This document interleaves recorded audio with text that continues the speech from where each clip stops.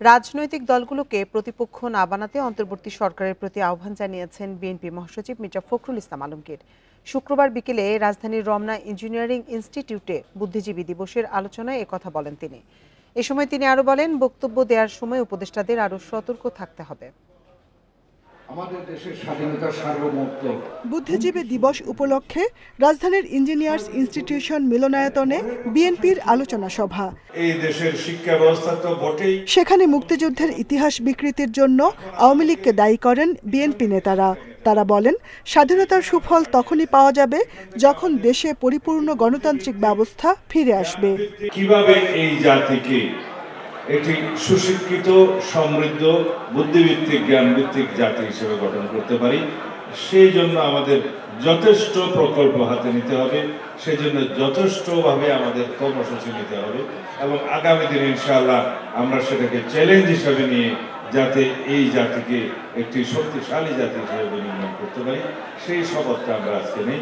যে সংস্কারের কথা বলে যদি নির্বাচনটাকে বিলম্ব করা হয়, তাহলে এই সরকারের জন্য খারাপ খবর বয়ে আনবে, এদেশের জনগণ ক্ষতিগ্রস্ত হবে।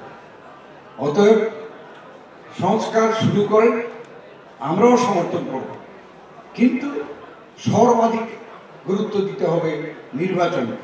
মহান মুক্তিযুদ্ধকে পেছনে ফেলার ষড়যন্ত্র চলছে বলে শঙ্কা প্রকাশ করেন বিএনপি মহাসচিব। উপদেষ্টাদের বক্তব্যের প্রসঙ্গ টেনে তিনি বলেন, রাজনৈতিক দলগুলোকে প্রতিপক্ষ বানাবেন না। রাজনৈতিক দলগুলো অন্তর্বর্তীকালীন সরকারকে ব্যর্থ করার জন্য কাজ করছে, এটা অত্যন্ত মারাত্মক একটা অভিযোগ। আমি তীব্রভাবে প্রতিবাদ করছি এবং আমি মনে করি যে এই ধরনের উক্তির তার প্রত্যাহার করা উচিত। এবং আমি মনে করে দিতে চাই যে দয়া করে রাজনৈতিক দলগুলোকে বা রাজনীতিকে আপনাদের প্রতিপক্ষ বানাবেন না। মুক্তিযুদ্ধের ইতিহাস যেন কেউ বিকৃত করতে না পারে, সেজন্য সবাইকে সজাগ ও ঐক্যবদ্ধ থাকার আহ্বান জানান বিএনপি মহাসচিব। Jahanara Parvin, independent news, Dhaka. যদি রাজনীতিকরাই সংস্কার করেন তাহলে এতদিন কি করেছেন তারা? এই প্রশ্ন পরিবেশ, বন ও জলবায়ু উপদেষ্টা সৈয়দা রিজওয়ানা হাসানের। সকালে রাজধানী গুলশানে এক অনুষ্ঠান শেষে সাংবাদিকদের প্রশ্নের জবাবে তিনি এ প্রশ্ন তোলেন। বলেন, রাজনীতিকরাই যদি সংস্কার করতে পারতেন তাহলে তাদেরকে দায়িত্ব নিতে হতো না। ছাত্র জনতার আন্দোলনে পতন হয় আওয়ামী লীগ সরকারের, আসে অন্তর্বর্তী সরকার। প্রধান উপদেষ্টার দায়িত্ব নেন অধ্যাপক মোহাম্মদ ইউনূস। পরে সংবিধান, নির্বাচন থেকে শুরু করে নানা খাতে সংস্কারে করা হয় 11টি কমিশন। সংস্কার ও নির্বাচন নিয়ে নানা আলোচনার মধ্যে সম্প্রতি উপদেষ্টা নাহিদ ইসলাম অভিযোগ করেন, রাজনৈতিক দলগুলো নির্বাচনকে বেশি প্রাধান্য দিচ্ছে। অন্যদিকে লন্ডন থেকে ফিরে বিএনপির মহাসচিব মির্জা ফখরুল ইসলাম আলমগীর বলেছেন, দেশে যেসব সমস্যা হচ্ছে তা মোকাবিলায় ন্যূনতম সংস্কার করেই নির্বাচন দেয়া দরকার। ন্যূনতম সংস্কারগুলো করে নির্বাচন দেওয়ার জন্য, এই জন্যে যে বাংলাদেশে যে সমস্যাগুলো তৈরি হচ্ছে, এই সমস্যাগুলো নির্বাচিত সরকার ছাড়া সমাধান করা বেশ চ্যালেঞ্জিং। এই পরিস্থিতিতে রাজধানীতে এক অনুষ্ঠানে উপদেষ্টা রিজওয়ানা হাসান বলেন, রাজনীতিবিদরা যদি নির্বাচন সহ সব সমস্যার সমাধান করতে পারতেন তাহলে তত্ত্বাবধায়ক সরকারকে আবার ফিরিয়ে আনতে হতো না। ফিরিয়ে আনতে হবে। তারা যদি সত্যিকার অর্থে গ্রহণযোগ্য নির্বাচন করতে পারেন তাহলে তারা তো তত্ত্বাবধায়ক সরকারের দাবিটা তুলতেন না। তাহলে কেন তারা বলতেছেন তত্ত্বাবধায়ক সরকারের সংশোধনীটা বাতিল করে দেওয়াটা ভুল ছিল? তিনি প্রশ্ন তুলেছেন, সংস্কার যদি রাজনীতিবিদরাই করেন তাহলে বিগত বছরগুলোতে কি করেছেন দেশের রাজনীতিবিদেরা? তারা যখন সমস্ত সমস্যার সমাধান করে ফেলবে, তারা একটা রূপকল্প কি এখনো পর্যন্ত আমাদেরকে দিয়েছে? তারা যে আমাদের কাছ থেকে বলছে যে ম্যাপ দিতে হবে, এই করতে হবে, রোড ম্যাপ করতে হবে, তারা কি একটা রোড ম্যাপ দিয়ে দিয়েছে যে এই সমস্যাগুলোর তারা কি করে সমাধান করবে? আজকে ওনারা বলছেন যে সংস্কার ওনারাই সবচেয়ে ভালো করতে পারবেন, সেটাই তো গণতান্ত্রিক দেশের কথা, কিন্তু ওনারা করেননি কেন তাহলে? অবশ্য নির্বাচনের রূপরেখা নিয়ে শেষ কথাটি প্রধান উপদেষ্টা জানাবেন বলেই মনে করেন উপদেষ্টা Rizwana Hasan. Al Amin Hossain, independent news, Dhaka. BNP চেয়ারপারসনের ফরেন অ্যাফেয়ার্স অ্যাডভাইজারি কমিটির সঙ্গে সফররত তুরস্ক ইন্টারন্যাশনাল জুরিস্ট ইউনিয়নের 16 সদস্যের প্রতিনিধি দলের বৈঠক অনুষ্ঠিত হয়েছে। শুক্রবার বিকেল 3:15টার দিকে বিএনপি চেয়ারপারসনের গুলশান অফিসে এই বৈঠক হয়।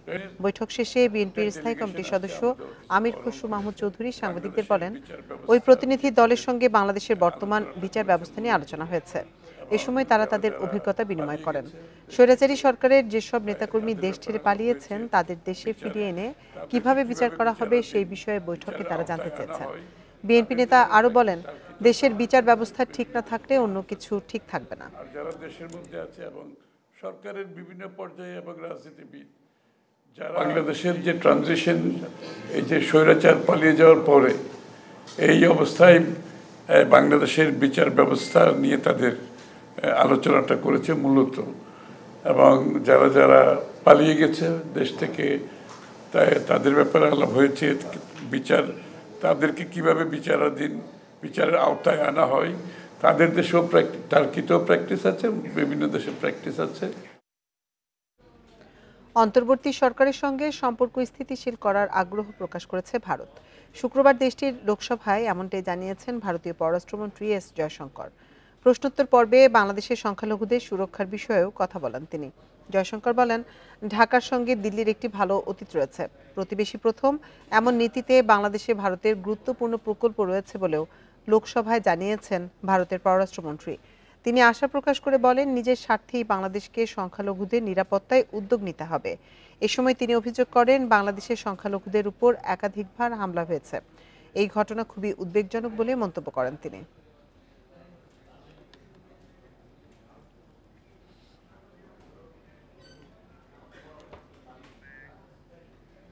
ঘন কুয়াশার সঙ্গে জেঁকে বসেছে শীত। উত্তরের 3 জেলায় বইছে মৃদু শৈত্যপ্রবাহ।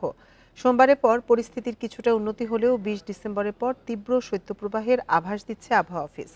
এদিকে সকাল 9টায় মৌসুমের সর্বনিম্ন তাপমাত্রা 8.4 ডিগ্রি সেলসিয়াস রেকর্ড হয়েছে তেঁতুলিয়ায়। মৌসুমের দ্বিতীয় মৃদু শৈত্যপ্রবাহের মুখে রাজশাহী, তেঁতুলিয়া ও চুয়াডাঙ্গা। এর মধ্যে তেঁতুলিয়ায় রেকর্ড করা হয়েছে মৌসুমের সর্বনিম্ন তাপমাত্রা 8.4 ডিগ্রি সেলসিয়াস। শীতের এ তীব্রতা থাকতে পারে আরও 2 দিন। ঘন কুয়াশার কারণে উত্তরের জেলায় দৃষ্টিসীমানা নেমে আসতে পারে 100 মিটারের নিচে। সোমবার নাগাদ হতে পারে পরিস্থিতির কিছুটা উন্নতি। মৃদু আকারের শৈত্যপ্রবাহ, এটা রাজশাহী, চুয়াডাঙ্গা এসব জায়গাতে মৃদু আকারের শৈত্যপ্রবাহ আছে। ওভারঅল তাপমাত্রা অনেকটা যেটা নর্মাল যে তাপমাত্রা থাকে তার থেকে কম আছে। পরশু দিন বা তারপরের দিন তাপমাত্রা একটু বাড়ার সম্ভাবনা আছে।